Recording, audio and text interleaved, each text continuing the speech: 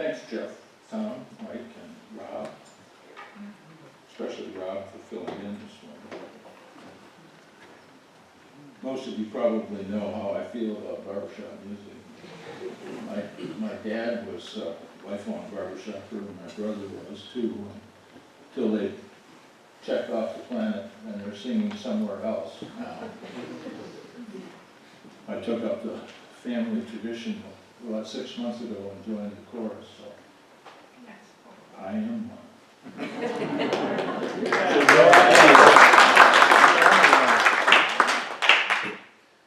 So, the topic, as you may have surmised, is dealing with loss.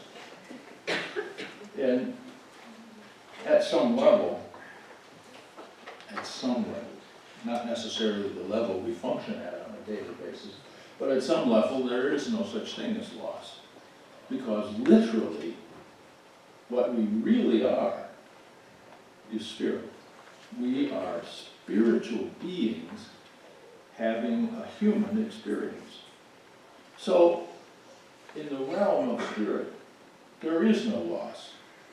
However, we're not so much there at the moment. We're functioning in this world of duality.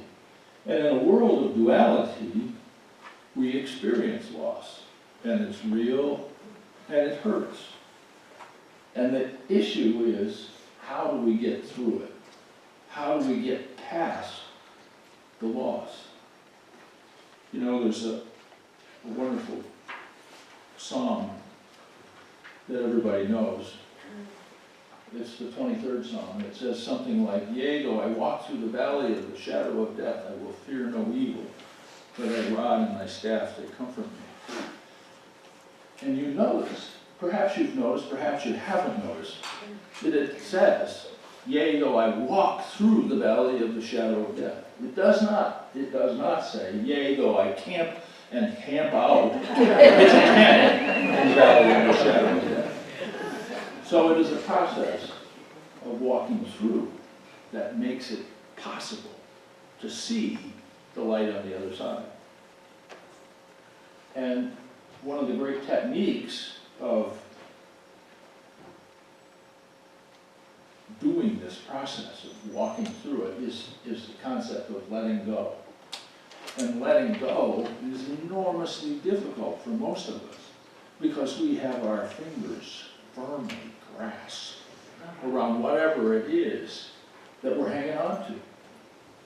And they have to get peeled off one finger at a time in order for us to actually be able to let go. But one of the things that may assist you in letting go, in actually releasing, is the notion that we are what? What are we? What's this all about, Ralphie? Alfie? Sounds like Ralphie. I just watched too many copies of the Christmas Story.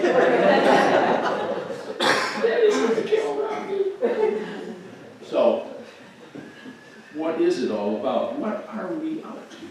What are we doing here? There are some philosophies that suggest it's all a mistake. It's an illusion. Well, if it is an illusion, it's a very effective one. Because we really experience this stuff as real. You know, we go to the movies, and we watch the illusion taking place on the big screen, and we hear the sound, and you can even pay an extra few bucks now and have your seat vibrated and tilted and the wind blows in your face in order to make the illusion even more realistic. But in the end, it's an illusion. And we know that. We actually are consciously aware that it is an illusion. But who amongst us has not shed a tear at a particularly poignant point in a movie? We know that those things happen because we feel them. Even though we know it's an illusion, we feel the pain of that particular loss. So how in the world do we actually deal with loss? You know, in the reading this morning, Esther quoted Neil Walsh and said that if we really, actually understood what was happening when some soul leaves the physical planet and the physical body that they had inhabited, we would dance a jig. We would know that they were truly following their heart, doing what their soul calls them to do. And the song and the backstory of It Is Well With My Soul is an amazing testament to understanding that the soul is in charge. The soul knows what's going on. The soul knows what it's up to. And so the question is, what is it up to? And the answer is to have an experience of everything. To have an experience of up and down and hot and cold and good and bad and love and fear and all of those things. And we can't have that experience unless there is something to compare it to. You simply cannot have an experience of love without knowing not love, without being aware. If you have the opportunity to compare the feelings that show up in the realm of love with the feelings that show up in the realm of not love. So, what we have done, literally, at the soul level, is we've gotten together and we have created this matrix of connections that allows us to play a part. It's a part in a grand design. It's a part in a play, a movie script, if you will, and we are all actors on the stage. Shakespeare was quite prescient when he said that several hundred years ago. We are all actors on the stage, acting out our parts. And that's really what's going on. So, what's happening is that somebody is reading the script and really causing us grief and pain. And do we say to them, ugh, I hate you? Or do we say, and this is very difficult in real time difficulty, do we say, wow, I see you being who you aren't in order to give me the experience of being who I choose to be?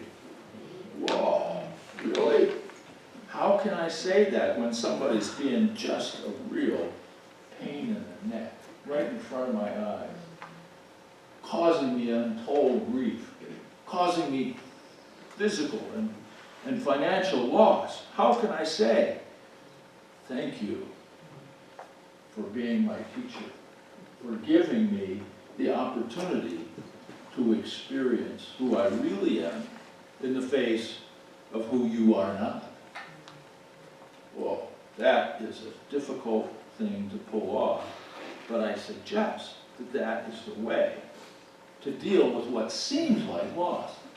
Because what's really going on is you are given the opportunity to create who you choose to be. And you are always a choice. Every minute of every day, we are a choice. We get to choose how we're going to react. We get to choose who we're going to be.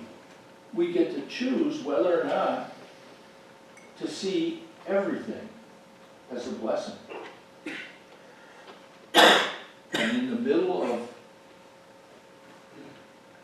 a storm, it's hard to see blessings. It's real hard to see them. But the truth is that this is all part of a composite design so that we have the opportunity to experience everything. To experience ourselves as loving and forgiving. And who can experience themselves as forgiving when they're swimming in a sea of people who love them completely and do nothing but wonderful things for them? Who are you going to forgive? For what? So, what is necessary in order to experience yourself as a person who practices forgiveness is something to forgive somebody for. And ultimately, what you realize is that there's nothing to forgive. Because you have misperceived what's going on. And that is the crux of the matter. Because when we see it as evil personified, when we see it as, God, I hate this, we are increasing our capacity to suffer. Did you know that suffering is optional? Pain is pretty much in the cards. There's not many ways to avoid living on this planet for a few decades without experiencing some pain. But suffering, on the other hand, is totally optional. Suffering comes from the decision to ask the unanswerable question, why me? And that is a question you should never ask. Because there's no good answer. We don't know all the things, all the connections that have gone on. All you can say is, it's happening, and my wishing that it were different than it is giving rise to my expression of suffering. My wishing that it were different, my complaining to God about, oh, why did you do this to me, is simply the reason that you are suffering. There is no possibility that God does anything to anyone. There's actually no possibility that anyone else, even one of your misguided brothers, is doing anything to you. Because what's going on, remember this, is we're reading a script. I mean, no one seriously gets mad at Anthony Hopkins for being a carnivore of people. Really? No, we know that he's simply reading the script. And that is exactly what's going on in every conceivable situation that you ever find yourself in.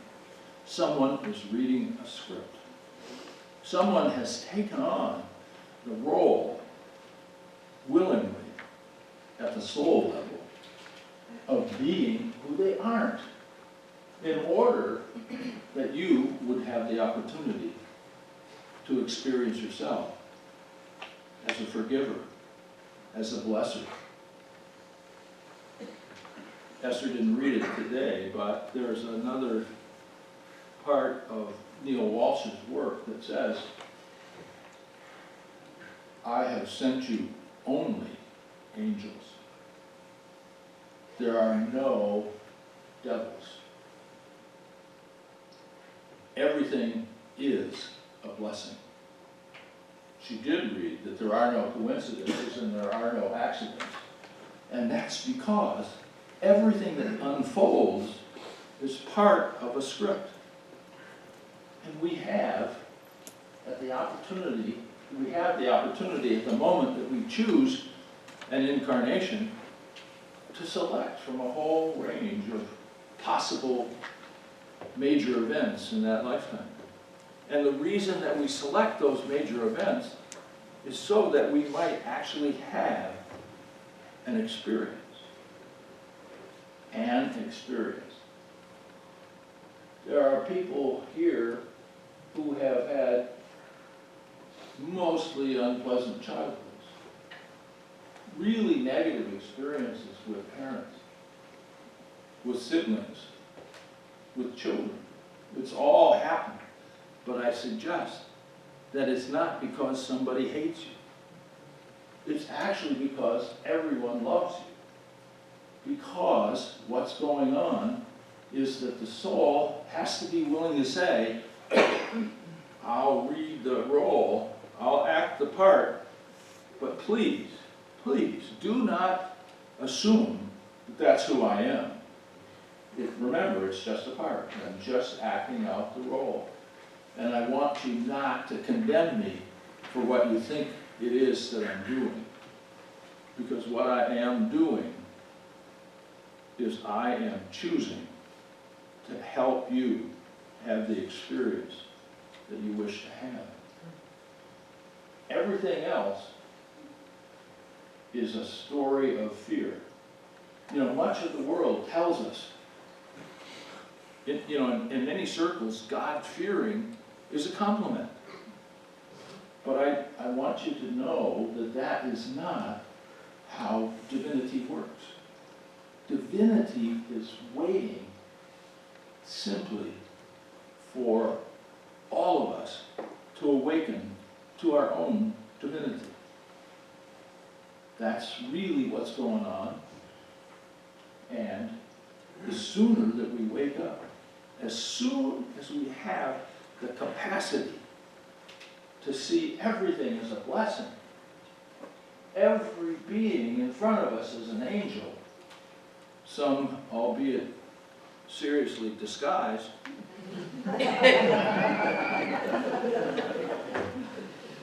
we will have a transformative experience.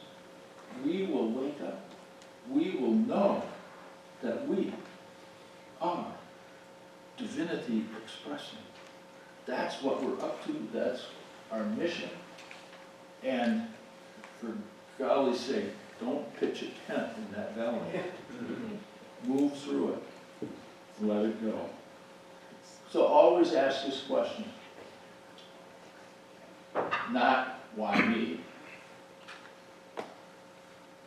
but who will I be? Who will I be in the face of this? Who do I choose to become in the face of this experience? And that always, always, always is the question to ask. And listen, listen, because there is guidance available. There is no possibility that you are out there all by yourself, alone in the world, without guidance, without assistance. That is not the case.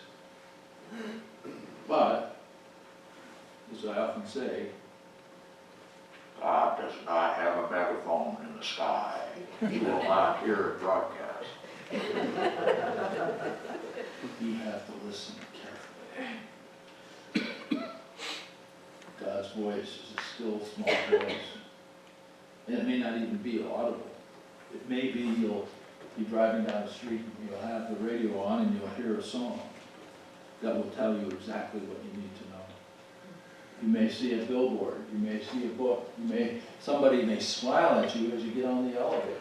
You never know where these angels are going to show up. But be on the lookout, because everyone is an angel and everything is a blessing. So, you have the opportunity to experience pain and move through it. Or, the alternative is to pitch a tent and suffer. So that's how I suggest you deal with what seems like a loss. Now it's open mic time.